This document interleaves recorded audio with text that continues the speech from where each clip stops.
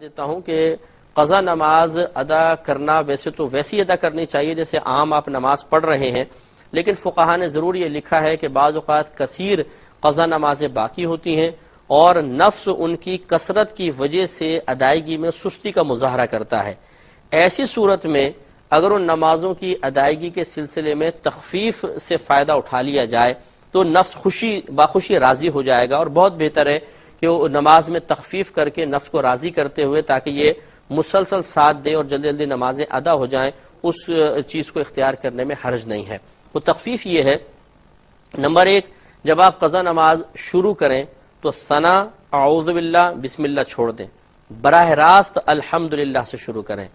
علم شریف پڑھیں، سورت پڑھیں۔ اب آپ رکوع میں گئے تو رکوع میں 3 تسبیحات کے بجائے صرف ایک بار تسبیح پڑھ لیں، لیکن اس میں ضرور ہے کہ جب آپ رکوع میں آرام سے پہنچ جائیں اب تسبیح پڑھیں اور ختم کر کے پھر کھڑے ہوں۔ ایسا نہیں کہ اوپر سے پڑھتے ہوئے گئے اور بس یہ رکوع میں گئے اٹھ گئے، اس سے پھر فرض پورا نہیں ہوگا۔ اسی طرح سجدے کے اندر دونوں میں ایک ایک بار تسبیحات پڑھ لیں۔ دوسرے اس میں ایک مزید تخفیف یہ ہے کہ آپ جیسے آپ نے خود کہا کہ تیسری اور چوتھی میں الحمد کے بجائے 3 بار سبحان اللہ کہہ لیں۔ اس پہ کلام کرتا ہوں لیکن ایک مختصر سے بریک کے یہ ایک بہن کو بتا رہے تھے کہ قضا نماز میں تخفیف تخفیفات کیا کیا حاصل ہو سکتی ہیں۔ پہلا بتایا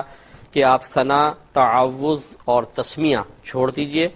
رکوع اور سجود میں ایک ایک بار تسبیح پڑھیں 3 کے بجائے، اور فرض کی تیسری اور چوتھی رکعت میں الحمد شریف کے بجائے صرف 3 بار سبحان اللہ سبحان اللہ سبحان اللہ کہہ کر آپ رکوع کر سکتی ہیں۔ نیز آخر میں اتحیات کے بعد پورا درود ابراہیمی یا دعا نہ پڑھنا چاہیں تو اس کو چھوڑ دیں اور صرف اللہم صلی علی محمد کہہ لیں، یعنی اتحیات پوری پڑھیں، اس کے بعد اللہم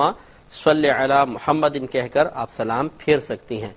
وطر کے اندر 3 رکعتیں ہی پڑھیں گے، جس نے آپ کو بتایا کہ 1 رکعت وطر پڑھ سکتے ہیں اس نے غلط کہا، لیکن یہ ضرور ہے کہ تیسری رکعت میں دعائے قنوت کے بجائے آپ 3 بار صرف یوں کہہ لیں رب اغفر لی رب اغفر لی رب اغفر لی، یا اللہم اغفر لی اللہم اغفر لی اللہم اغفر لی، اتنا کہہ کے آپ رکوع کر سکتی ہیں۔ تو اس سے بہرحال نماز کافی مختصر سی ہو جاتی ہے اور نفس آسانی کے ساتھ نماز کی ادائیگی کی طرف مائل ہو سکتا ہے۔ یہ ایک تخفیف والا طریقہ ہے، لیکن افضل اور اولا وہی طریقہ ہے کہ آپ پوری نماز پڑھیں۔ لیکن اگر پوری نماز پڑھنے کے سلسلے میں نفس اتنا غالب آ رہا ہے، سستی کر رہا ہے کہ پڑھی نہیں جا رہی، تو اس سے کہیں زیادہ چھوڑنے سے کہیں زیادہ بہتر یہ ہے کہ آپ تخفیف والے طریقے کے ساتھ نماز کو ادا فرما لیں۔